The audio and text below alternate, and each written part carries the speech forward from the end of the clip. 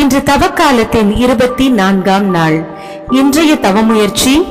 இன்று zero purchase டே.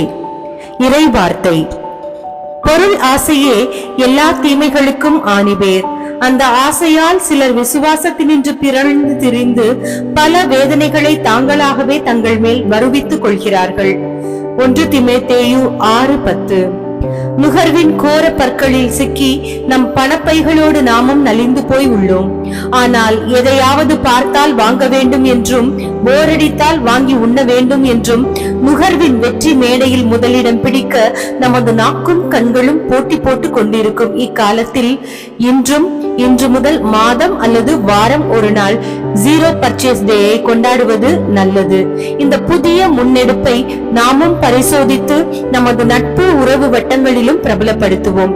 இந்த ஒரு நாள் என்ன உள்ளதோ அதை கொண்டு சமைக்க, நம் கையில் உள்ள பொருட்களை கொண்டு நம் தேவைகளை நிறைவேற்றிக் கொள்ள முயலுவோம்.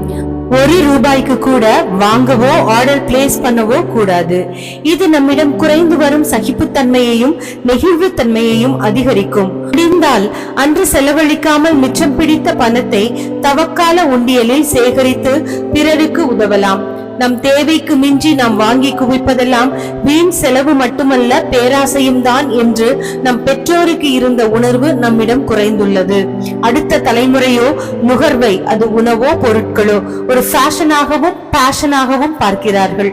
இந்த ஆபத்தான போக்கை சரி செய்ய இத்தவக்காலத்தில் முயற்சி எடுப்போம். ஜெபம்.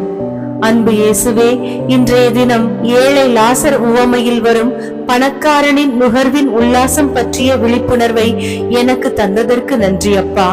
தேவைக்கு மிஞ்சிய ஆசையெல்லாம் தீயவனிடமிருந்தே வருகிறது என உணர்ந்து நான் திருந்த என்னை வழிநடத்தும் அப்பா.